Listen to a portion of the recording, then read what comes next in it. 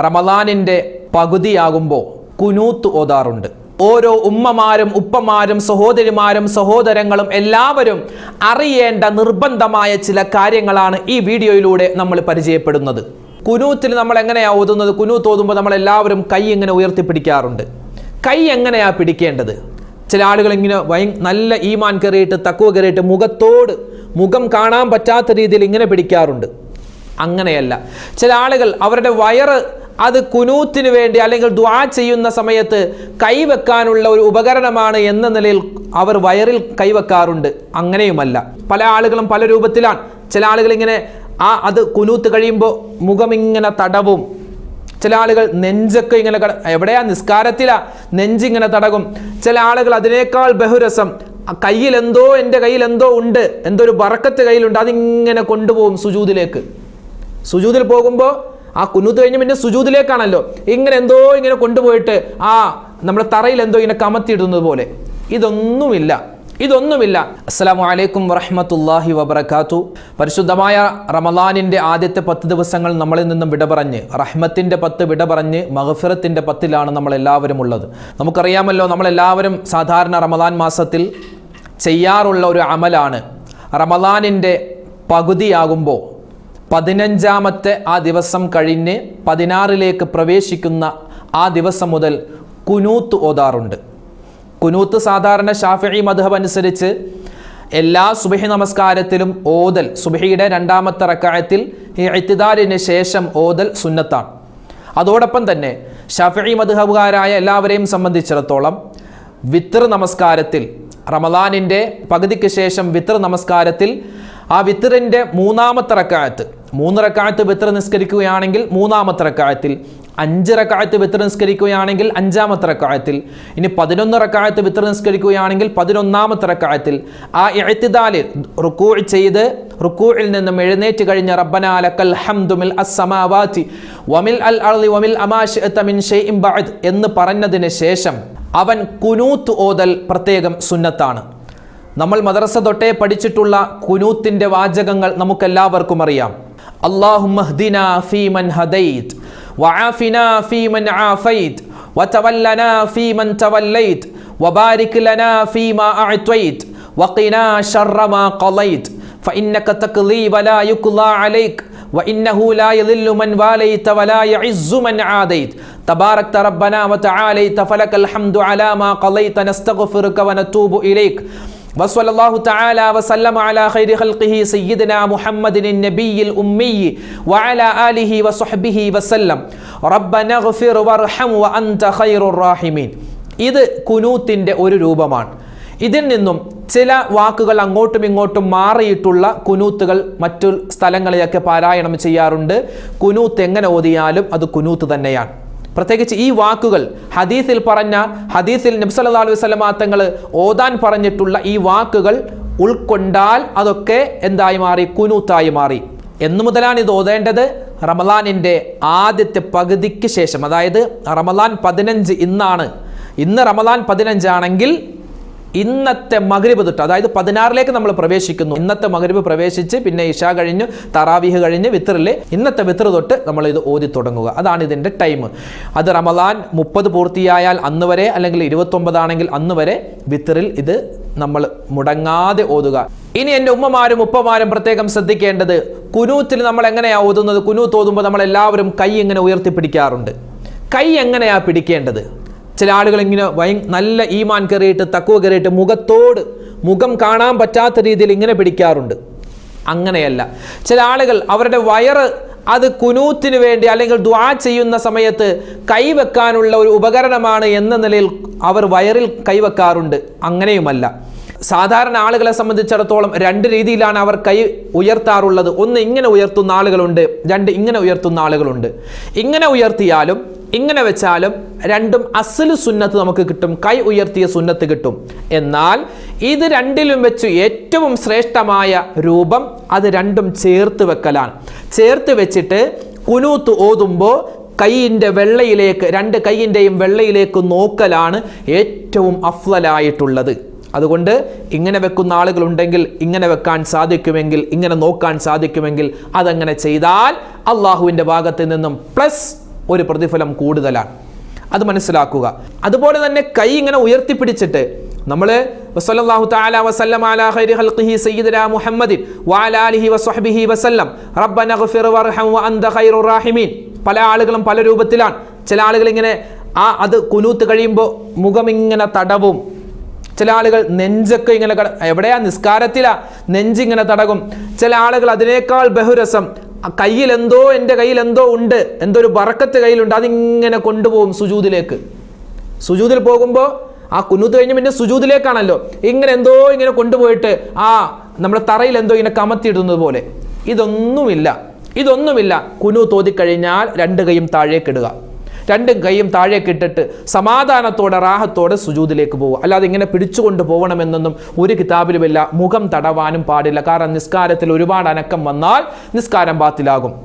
നിസ്കാരത്തിൽ അല്ലാത്ത ഏത് ദുആ ചെയ്താലും നിസ്കാരങ്ങൾക്ക് ശേഷം, ഇപ്പോൾ നോമ്പ് തുറയുടെ സമയത്ത് നമ്മൾ ദുആ ചെയ്യുമല്ലോ, ആ സമയത്തൊക്കെ എപ്പോൾ നമ്മൾ ദുആ ചെയ്താലും കൈ ഇങ്ങനെ മുഖത്തേക്ക് തടവൽ അത് സുന്നത്താണ്. കൈ മുഖത്ത് തടവൽ, ആ ദുആ ചെയ്ത കൈ അതിന് ബറക്കത്തുണ്ട്.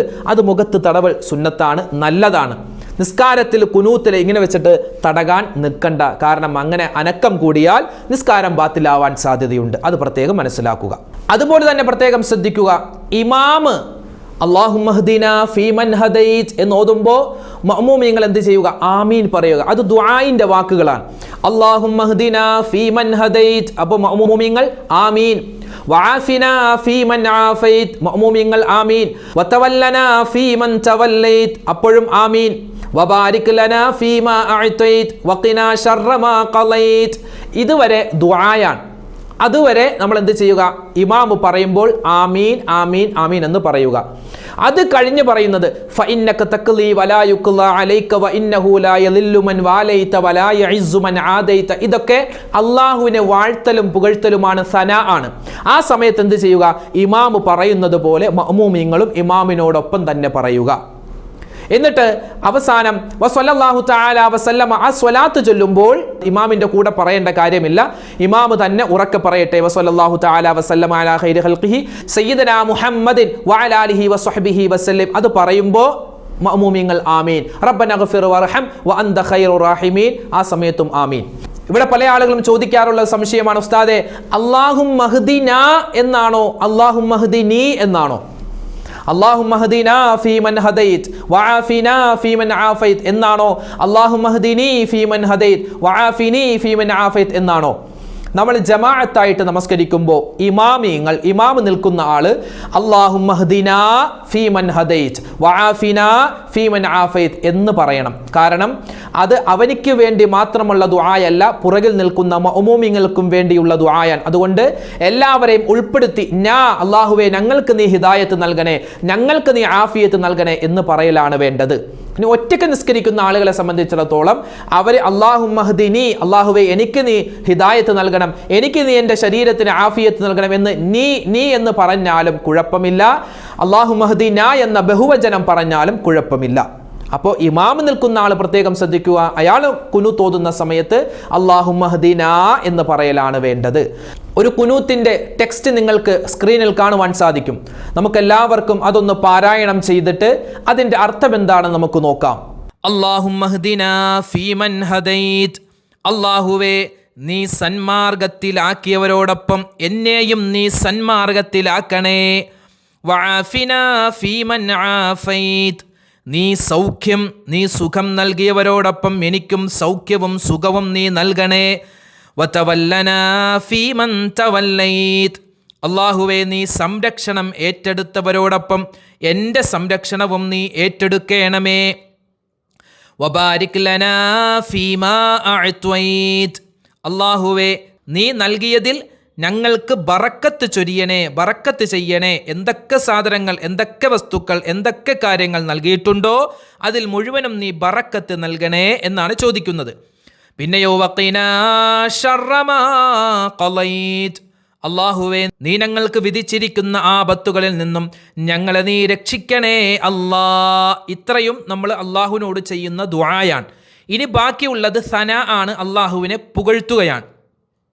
ഫഇന്നക തഖ്ലി വലാ യുഖ്ലാ അലൈക്, ഫഇന്നക തഖ്ലി, അല്ലാഹുവേ, കാരണം നിശ്ചയമായും നീയാണ് വിധിക്കുന്നവൻ. വലാ യുക്ലാ അലൈക്, നിന്റെ മേൽ വിധിക്കപ്പെടുകയില്ല റബ്ബേ. വഇന്നഹു ലാ യദില്ലു മൻ വാലൈത്, നീ സ്നേഹിച്ചവൻ ഒരിക്കലും നിന്ദനായി പോവുകയില്ല. വലാ യഇസ്സു മൻ ആദൈത്, നീ ശത്രുത കാണിച്ചവൻ ഒരിക്കലും വലിയ ഇസ്സത്തിലാവുകയില്ല, പ്രതാപവാനാവുകയില്ല, പ്രതാപമുള്ളവനാവുകയില്ല. തബാറക്ത റബ്ബനാ വതആലൈത്, ഞങ്ങളുടെ രക്ഷിതാവേ, നീ വിശുദ്ധനായവനാണ്, നീ ഉന്നതനായവനാണ്. ഫലകൽ ഹംദു അലാ മാ ഖളൈത്, നീ വിധിച്ചതിൻ്റെ പേരിൽ സർവ്വസ്തുതിയും നിനക്കാകുന്നു.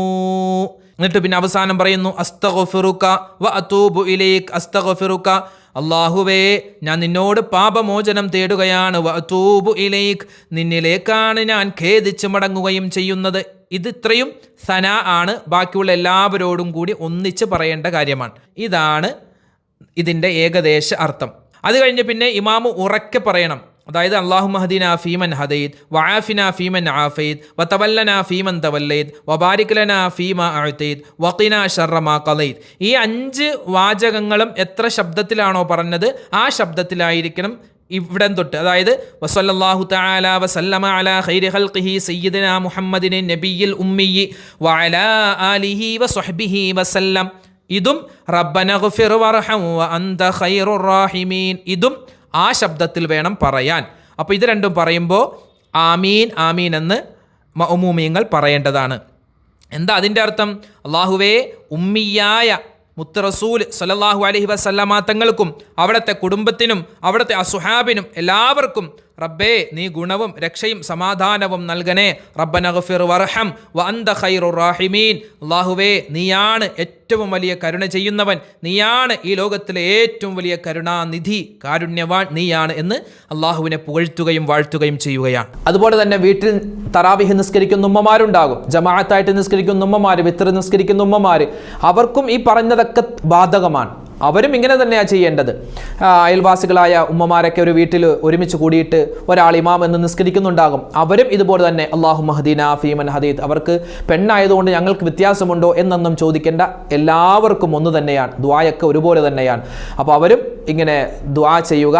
അപ്പോൾ അവിടെ പ്രത്യേകം ശ്രദ്ധിക്കേണ്ടത്, മഅ്മൂമീങ്ങളായി നിൽക്കുന്ന ഉമ്മമാർ, സഹോദരിമാർ ആമീൻ ആമീൻ എന്ന് ഉറക്കെ അങ്ങോട്ട് അലറിച്ച്, ഈ പള്ളിയിലൊക്കെ നമ്മൾ ചെന്നാൽ എല്ലാ ആണുങ്ങളും കൂടി നല്ല ശബ്ദമായിരിക്കും ആമീൻ ആമീൻ എന്നതുപോലെ ഉമ്മമാർ ഒരു വീട്ടിൽ നിന്ന് ഭയങ്കര ശബ്ദം കേൾക്കുന്നു എന്ന് പരാതി വരുന്ന രൂപത്തിലൊന്നും ആരും ഉറക്കെ ആമീൻ പറയേണ്ട. നിങ്ങളൊക്കെ സ്ത്രീകളാണ്, ഉമ്മമാരാണ്, അച്ചടക്കം നമ്മുടെ ജീവിതത്തിൽ എപ്പോഴും ഉണ്ടാവണം. അത് നമ്മുടെ വാക്കിലും നമ്മുടെ പ്രവൃത്തിയിലും ഒക്കെ ഉണ്ടാവട്ടെ. അതുകൊണ്ട് നല്ല പതിഞ്ഞ സ്വരത്തിൽ ആമീൻ ആമീൻ എന്ന് പറയലാണ് വേണ്ടത്. അല്ലാഹു തആല അനുഗ്രഹിക്കട്ടെ. ഇനി ഒരാൾ ഈ ഖുനൂത്ത് ഓതാൻ മറന്നുപോയാൽ എന്ത് ചെയ്യുക? അവസാനം 2 സുജൂദ് ചെയ്യൽ കൊണ്ട് ഇത് പരിഹരിക്കപ്പെടും. ഇനി സുജൂദും ചെയ്യാൻ മറന്നുപോയാൽ ഒരു കുഴപ്പവുമില്ല. ഖുനൂത്ത് അത് അബ്ആദു സുന്നത്തിൽപ്പെട്ടതാണ്. ആ അബ്ആദു സുന്നത്തിൽപ്പെട്ടത് അത് മറന്നുപോയാൽ 2 സുജൂദ് കൊണ്ട് നമുക്ക് പരിഹരിക്കാം. അതിൽപ്പെട്ടതാണ് ആദ്യത്തെ അത്തഹിയാത്ത് സുന്നത്താണ്. ആ സുന്നത്തായ അത്തഹിയാത്ത് മറന്നുപോയി ഒരാൾ എന്ത് ചെയ്യുക? അവസാനത്തെ 4ാമത്തെ റക്അത്തിൽ അല്ലെങ്കിൽ 3ാമത്തെ റക്അത്തിൽ 2ാമത്തെ റക്അത്തിൽ ആ നിസ്കാരത്തിൻ്റെ അവസാനത്തിൽ 2 സുജൂദ് ചെയ്യൽ കൊണ്ട് അത് പരിഹരിക്കപ്പെടും. ഇനി ആ സുജൂദ് മറന്നുപോയാലും ഒരു കുഴപ്പവും വരാനില്ല, നിസ്കാരത്തിനൊരു കോട്ടവും സംഭവിക്കില്ല. അതുകൊണ്ട് ഇത് ആരെങ്കിലും മറന്നുപോയാൽ ആരെയും കുറ്റപ്പെടുത്താൻ നിൽക്കണ്ട. ഏതെങ്കിലും ഉമ്മമാർ ഇമാമ് നിന്നിട്ട് ഇത് മറന്നുപോയി, നീ എന്തേ അത് ഓതാഞ്ഞത് എന്ന് പറഞ്ഞ് അവരെ കുറ്റപ്പെടുത്തേണ്ട കാര്യമില്ല. മനുഷ്യന് മറവി എപ്പോഴും ഉള്ളതാണ്. അതുകൊണ്ട് ഇത് മറന്നുപോയാൽ, ഇത് നിർബന്ധമായ കാര്യമല്ലാത്തതുകൊണ്ട് മറന്നുപോയാൽ ഒരു കുഴപ്പവും അവിടെ സംഭവിക്കാനില്ല, നിസ്കാരം സ്വഹീഹാകും. അത് പ്രത്യേകം മനസ്സിലാക്കുക. എങ്ങനെയാണ് സഹവിൻ്റെ സുജൂദ് ചെയ്യുക, അതുമായി ബന്ധപ്പെട്ടൊരു വിശദമായ വീഡിയോ മുമ്പ് നമ്മൾ ഇറക്കിയിരുന്നു. അല്ലാഹു സുബ്ഹാനഹു വ തആല നമ്മൾ ഈ പറഞ്ഞതും കേട്ടതുമായ മുഴുവൻ കാര്യങ്ങളും പരിപൂർണമായി സ്വീകരിക്കുമാറാവട്ടെ. നമ്മുടെ നമസ്കാരങ്ങൾ, നമ്മുടെ നോമ്പുകൾ, അതിൽ വരുന്ന തെറ്റുപാടുകളെല്ലാം അല്ലാഹു തആല പോരായ്മകളൊക്കെ പരിഹരിച്ച് നമ്മളിൽ നിന്നും സ്വീകരിക്കുമാറാവട്ടെ. ഈ റമളാൻ മാസം നമുക്ക് അനുകൂലമായി സാക്ഷിയാക്കി നൽകി അനുഗ്രഹിക്കട്ടെ. ആമീൻ യാ റബ്ബൽ ആലമീൻ. അൽഹംദുലില്ലാഹ്, ന്യൂസിലാൻഡ് ഇസ്ലാമിക് ചാനൽ എന്ന ഈ പുണ്യമായ സംഘം നിങ്ങളിലേക്ക് എത്തിച്ചു തരുന്ന ഈ പുണ്യമായ വളരെ വിലയേറിയ ഇൽമുകൾ നമ്മൾ കേൾക്കുന്നതോടൊപ്പം തന്നെ മറ്റുള്ളവരിലേക്ക് എത്തിച്ചു കൊടുക്കുക. നമ്മുടെ ഫാമിലി ഗ്രൂപ്പുകൾ ഉണ്ടാകും, നമ്മുടെ സുഹൃത്തുക്കൾക്കൊക്കെ ഇത് അയച്ചു കൊടുത്താൽ അവർക്കും ഇത് അമൽ ചെയ്യാനുള്ള വലിയ തൗഫീഖ് ഉണ്ടാകും. അവരമൽ ചെയ്താൽ അതിൻ്റെ പ്രതിഫലം നമ്മുടെ അക്കൗണ്ടിലേക്കാണ്. അല്ലാഹു സുബ്ഹാനഹു വ തആല അനുഗ്രഹിക്കുമാറാവട്ടെ. ആരൊക്കെ നമ്മളോട് ദുആ ചെയ്യാൻ പറഞ്ഞിട്ടുണ്ടോ അവരുടെയും നമ്മുടെയും എല്ലാ പ്രയാസങ്ങളെയും പ്രശ്നങ്ങളെയും രോഗങ്ങളെയും അല്ലാഹു തആല മാറ്റി അനുഗ്രഹിക്കട്ടെ. അതുപോലെ തന്നെ കമന്റിലൂടെ ഒരുപാട് ഉമ്മമാരും ഉപ്പമാരും ഹലാലായ മുറാദുകൾ ഹാസിലാകുന്നതിന് വേണ്ടി പ്രത്യേകം ദുആ ചെയ്യാൻ പറഞ്ഞിട്ടുണ്ട്. അല്ലാഹു തആല നമ്മുടെ മനസ്സിലുള്ള എന്തൊക്കെ നല്ല മുറാദുകൾ നല്ല ഉദ്ദേശ ലക്ഷ്യങ്ങളുണ്ടോ എല്ലാം അല്ലാഹു തആല സഫലീകരിച്ച് നമുക്ക് സന്തോഷം പ്രദാനം ചെയ്യുമാറാവട്ടെ. അതുപോലെ കമന്റിലൂടെ ഒരുപാട് പേര് വീടില്ലാതെ, അതുപോലെ ഭർത്താവിൻ്റെ ജോലിയിൽ റാഹത്തുണ്ടാവാൻ, സന്തോഷമുണ്ടാവാൻ, ലാഭമുണ്ടാവാൻ, കച്ചവടങ്ങളിൽ ബിസിനസ്സുകളിൽ എല്ലാവിധ അഭിവൃദ്ധിയും ഉണ്ടാവാൻ പ്രവാസികളായ ഒരുപാട് പേര് നമ്മുടെ ഈ വീഡിയോകൾ കാണുന്നുണ്ട്. അവരൊക്കെ ഒരുപാട് ദുആ വസിയത്ത് പറയുന്നുണ്ട്. അല്ലാഹു തആല പ്രവാസ ലോകത്തിൽ കഴിയുന്ന മുഴുവൻ സഹോദരന്മാർക്കും മുഴുവൻ സഹോദരിമാർക്കും നമുക്കും എല്ലാവർക്കും അല്ലാഹു ഇരുലോക വിജയം നൽകി അനുഗ്രഹിക്കട്ടെ. രണ്ട് ലോകത്തിലും അല്ലാഹു ഖൈർ പ്രദാനം ചെയ്യട്ടെ. ആമീൻ. അതുപോലെ തന്നെ ഒരുപാട് ഉമ്മമാരും ഉപ്പമാരും പരിശുദ്ധമായ തറാവീഹ് നമസ്കാരവുമായി ബന്ധപ്പെട്ടും അല്ലാതെയും ഒരുപാട് സംശയങ്ങൾ ചോദിക്കുന്നുണ്ട്. എഴുതിയും കമന്റിലൂടെയും അല്ലാതെയും എല്ലാം ഒരുപാട് സംശയങ്ങൾ ചോദിക്കുന്നുണ്ട്. തറാവീഹ് നമസ്കാരവുമായി ബന്ധപ്പെട്ട് നിങ്ങൾക്കുണ്ടാകുന്ന സംശയങ്ങൾക്കുള്ള ഒരു നിവാരണം മുൻപുള്ള ഒരു വീഡിയോയിൽ ഞാൻ പറഞ്ഞിട്ടുണ്ട്. ആ വീഡിയോ കാണാൻ ഈ കാണുന്ന ലിങ്കിൽ നിങ്ങൾ ക്ലിക്ക് ചെയ്യുക. അതിൽ പറയുന്ന കാര്യങ്ങൾ പ്രത്യേകം മനസ്സിലാക്കി വെക്കുക. തറാവീഹ് നമസ്കാരം നമ്മൾ കഷ്ടപ്പെട്ട് നിസ്കരിക്കുമ്പോൾ അത് നഷ്ടപ്പെട്ടു പോവാതിരിക്കാൻ ആ കാണുന്ന വീഡിയോ നിങ്ങൾ പൂർണ്ണമായും കാണുക. അല്ലാഹു അനുഗ്രഹിക്കുമാറാവട്ടെ. അസ്സലാമു അലൈക്കും വറഹ്മത്തുള്ളാഹി വബറകാതുഹു.